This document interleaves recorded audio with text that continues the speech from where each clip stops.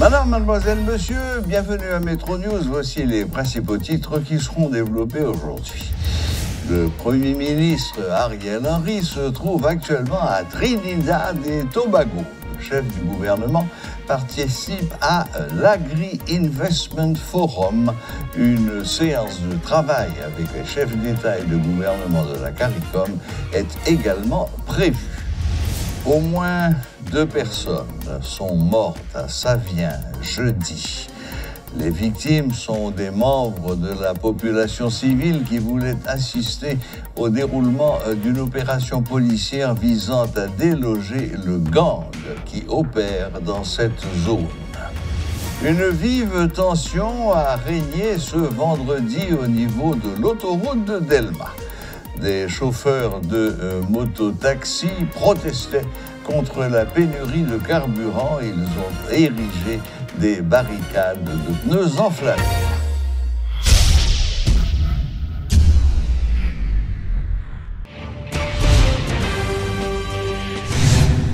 Le Premier ministre Ariel Henry, à la tête d'une délégation, est arrivé ce jeudi à Trinidad et Tobago. Le chef du gouvernement participera à l'Agri-Investment Forum, une séance de travail avec les chefs d'État et de gouvernement de la CARICOM, est également prévue. Selon la primature, le Premier ministre doit revenir au pays le dimanche 21 août. Les forces de l'ordre ont réalisé hier une importante opération dans le repère du gang Basse Grand Griffe de Savien dans l'Artibonite. Deux blindés étaient impliqués dans l'opération. Les policiers ont détruit notamment des maisons appartenant à Jonas, le chef de gang de Palmiste. Mais les forces de l'ordre n'ont pu prendre le contrôle du fief des bandits en raison de la configuration du terrain. Les bandits ont pu s'abriter dans les champs pour empêcher la poursuite de l'offensive. Les unités de la police se sont retirées en fin d'après-midi, et notamment en raison des averses sur la région. Les habitants ont rapporté que les bandits étaient revenus sur la route après le départ des forces de l'ordre. Au moins 2 personnes, hélas, ont été tuées lors des affrontements, rapportent des témoins. Quelques dizaines de personnes ont organisé ce vendredi un sit-in devant la résidence officielle du Premier ministre Ariel Henry. Une fois de plus, les protestataires ont dénoncé la vie chère et l'insécurité. L'incompétence des autorités a également été dénoncée par ces manifestants. Lors de ce mouvement, ils ont une fois de plus exigé le départ de l'actuel chef du gouvernement. Eh bien, nous-mêmes, je dis, comme jeunes garçons, comme jeunes femmes, qui ont subi toute mauvaise situation de vie, ça, eh bien, nous pas arrêter bois croisés. C'est dans ce sens-là, je dis, nous venons devant la résidence officielle du Premier ministre pour nous dire nous bouquer, nous pas capables encore. Je dis, ou même comme journaliste, qui a fait entretien ça ensemble avec moi, ou pas sans savoir, 3 sachets de l'eau qui étaient pour $1, qui deviennent passer à 5 gouttes, et bien, je dis, on a besoin de 10 gouttes pour son sachet de l'eau. 2 sachets de l'eau pour 15 gouttes, 3 pour 25 gouttes. C'est trop à tort. Ça veut dire que les gens qui sortent dans la rue, je dis, même l'eau n'est pas qu'à boire. Sans oublier le problème gaz dans le dis, qui tourne comme si nous avions une journée de travail. Par exemple, si vous avez un petit tac gaz pour mettre dans la machine aujourd'hui, il va falloir que vous quittez la caille à 4 h du matin et vous doit tourner 4 h après-midi. Et c'est chance pour gagner pour joindre ni. Je dis un peuple haïtien pas qu'à continuer à vivre comme ça. C'est pas pour ça papa nation te bail seul avec toutes les ancêtres yo. Il te bail seul pour nous te vivre une vie qui meilleure. Ça nous est bien-être là. Et mais je dis nous c'est pas ça nous gagnons dans pays. Et même nous révolter par rapport à la situation ça, c'est ça qui mette nous dehors. Et nous dit Premier ministre Ariel Henry, pas de monde qui te relève venir diriger. D'ailleurs, je dis dans la situation pays là, pas de pièce moun comme si n'a fait cadeau.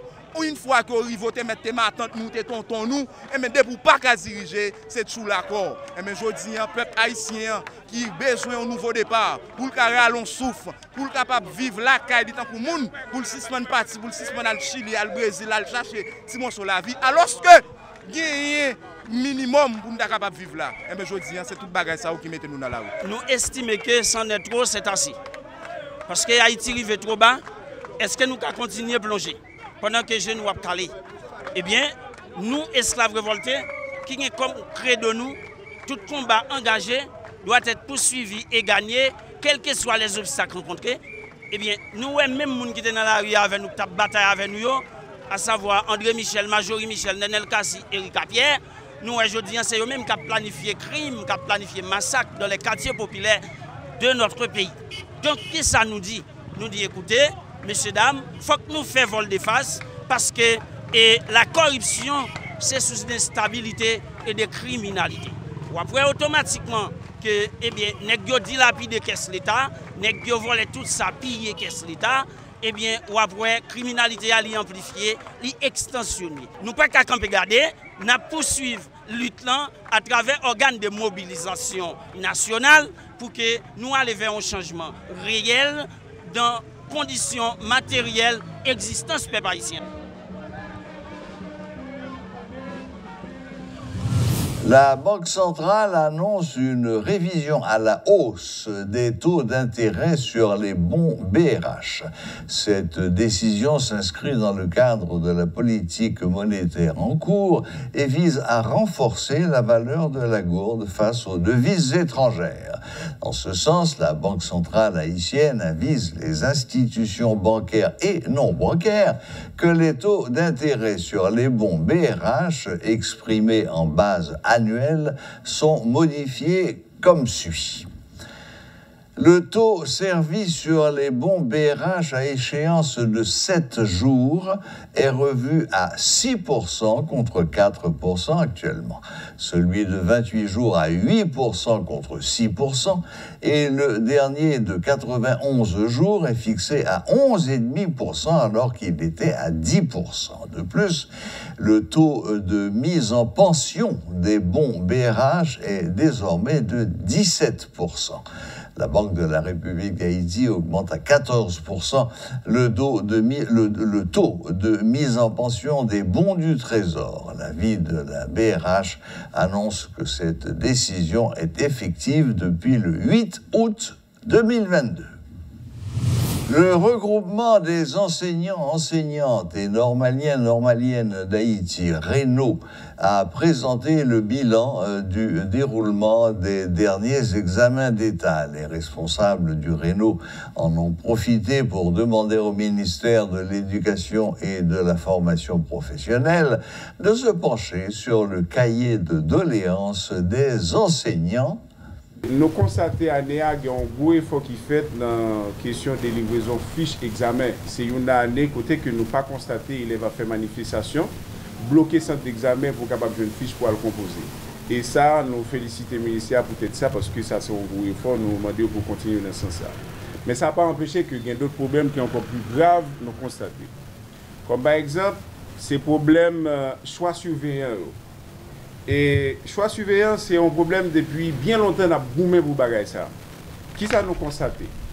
Pour la grande majorité, pour ne pas dire tout net, près de 95% de monde qui a la surveillance et qui a la surveillance soit 9e ou bien baccalauréat, c'est des gens qui ne gagnent ni titre ni qualité. Et gagnent certaines fois qui ne gagnent ni ligne, ni lecture, ni écriture. Autre point, c'est le choix des correcteurs. Ils ont introduit près de 60 à 80% correcteurs pour examen. Ce n'est pas un problème nous gagnons à ce que le ministère a introduit de nouveaux correcteurs. Mais il faut que nous soyons que les gens qui parlent corriger faire examen, c'est des gens qui supposés ont certaines qualifications et c'est des gens qui supposés avoir des conséquences et qui ont des compétences, je m'excuse. Au fait, qui ça li bail comme conséquence? Ou après, il y a des textes d'examen qui ont pile problème. Gagner, par exemple, dans l'examen, on mettait, et par exemple, c'est suivant jugement correcteur là. Là, pour un monde qui n'a pas aucune qualification, qui n'a pas aucun titre pour corriger ça, Normalement, qui ça le porter comme jugement sous fait élève là. Et sous question de texte d'examen autour, en pile texte d'examen au gain erreur. Quel que soit jury, quel que soit mathématiques, physique, chimie, etc., tout est gain erreur. Et au fait, les erreur comme ça, si l'élève là c'est examen qui gain erreur été fait, il gratifié lui pas avant même qu'elle finisse avec ça. Mais nous imaginons l'autre cas. Un élève qui commence à faire un problème dans la chimie ou bien dans la physique, ça commence à faire un problème qui gagne erreur à la donne. Il commence sous feuille bouillon, il pas gain temps reporter sous feuille propre parce qu'il constate qu'elle pas qu'à finir. Pour y a qui est-ce qui perd? C'est l'élève qui perd. Sous compte qui est? Sous compte moun yo mettez là pour faire choix examen et pour faire relecture. Et c'est des babas qui coûtent 5 fois par ministère. Chaque année, bon gros corps qui débloqué pour faire relecture dans texte examen, nous est que en pile négligence découlé pour toute matière pour année. Son bagage catastrophique. On n'a pas la puissance qui lui a. Et nous avons insisté plusieurs fois là pour dire comment le monde international qui contrôle le pays à l'autre.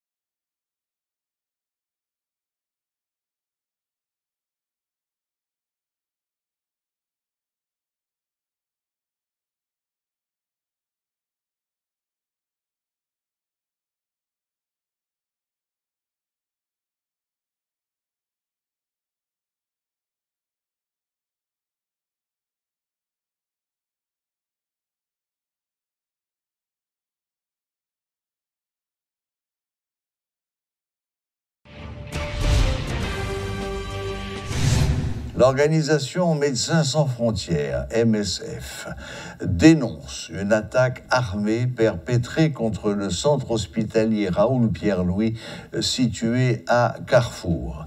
Cette situation n'est pas sans conséquences sur les différents projets de MSF pour ce genre d'urgence. Toutefois, l'institution entend continuer sa mission qui est de prodiguer des soins médicaux aux plus démunis.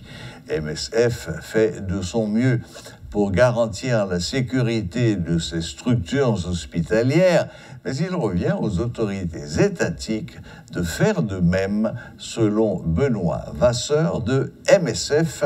Suivez ce reportage de Rudolf Pierre-Louis. Nous avons reçu un patient qui était blessé à l'épaule. Nous avons tenté de le référer dans une structure privée via notre ambulance, mais sur la route, notre ambulance n'a pas pu accéder à l'hôpital à cause d'un barrage opéré par un groupe d'hommes et plusieurs motos. Nous avons fait demi-tour. Nous avons réussi à réintégrer l'hôpital Raoul Pierre-Louis où nous travaillons aux urgences.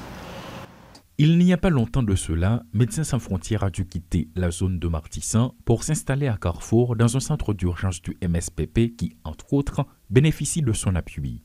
Dimanche dernier, l'organisation a été rattrapée par l'insécurité. Des hommes armés se sont introduits dans ce centre, en ont extrait un patient qui les ont abattus, explique le chef de mission Benoît Vasseur. Nous avons réussi à réintégrer le patient au sein de cette salle d'urgence jusqu'à ce qu'un groupe d'hommes munis d'armes de poing y fasse éruption. La sécurité de l'hôpital est intervenue et a négocié avec ce groupe d'hommes armés pour qu'ils n'exécutent pas le patient au sein de l'hôpital, parce que ce sont les intentions qui me sont remontées. Ils ont sorti le patient et ils l'ont exécuté à la sortie de l'hôpital, juste à la porte dans la rue. Le centre visé donne des soins à tous, mais paraît être la cible des bandits. Cette intrusion risque d'avoir un impact négatif sur les différents projets que le MSF envisage de mettre en place dans la commune de Carrefour, poursuit M. Vasseur. Un changement de stratégie est à l'ordre du jour.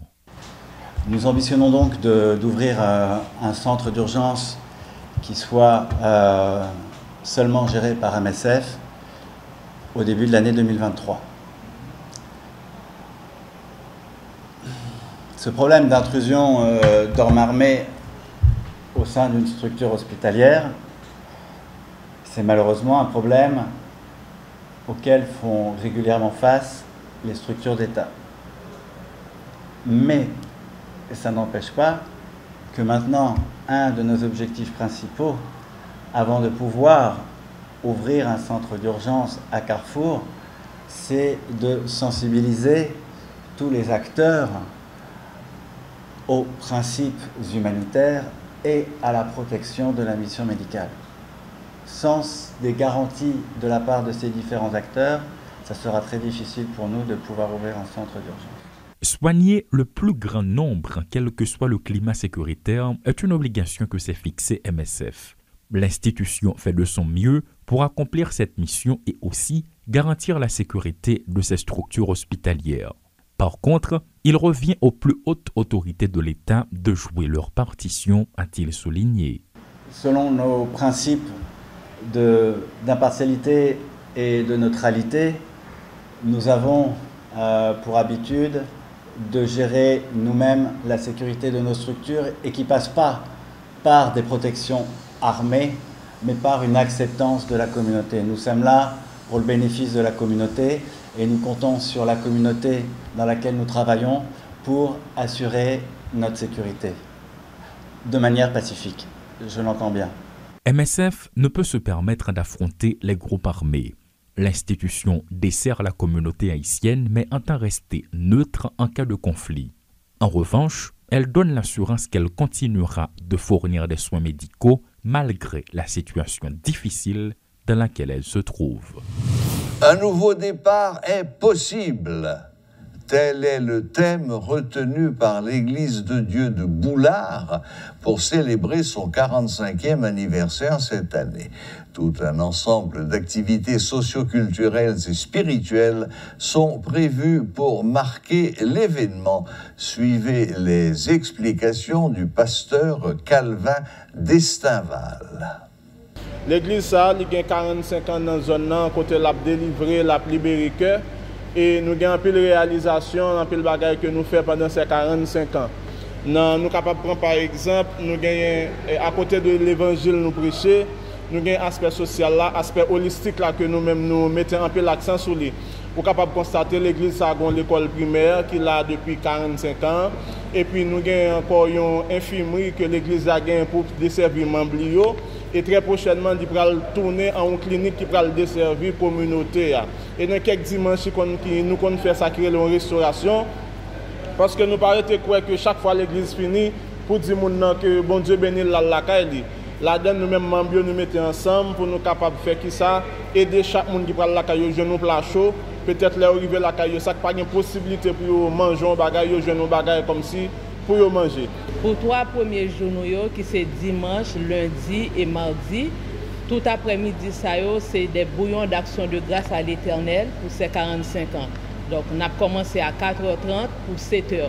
Donc, nous invitons tout le monde, venez avec nous, venez bailler Seigneur action de grâce, venez bailler l'orange pour tout ça le faire et pour tout ça la continuer à faire pour nous. Et mercredi matin, on a une grande activité, une grande journée récréative avec tout le monde, toute catégorie. Et après-midi, l'a terminé par une belle conférence. Mais comme ça, on a gagné à partir de jeudi, qui est 25, on a gagné une grande foire gastronomique et artisanale, parce que nous mettons accent en pile sur les produits locaux. Nous ouvrons avec tout le monde. Nous, non seulement nous faisons avec l'église nous pour produire, mais nous gagnons tout l'autre monde ailleurs. Foire, sur qui ça nous base. Non seulement nous avons les gastronomiques, les artisanales, mais nous avons tout dans le cadre médical.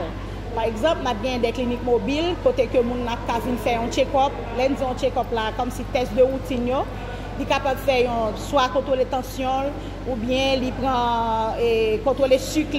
Nous avons dans 2 fois, nous avons un aspect de compétences.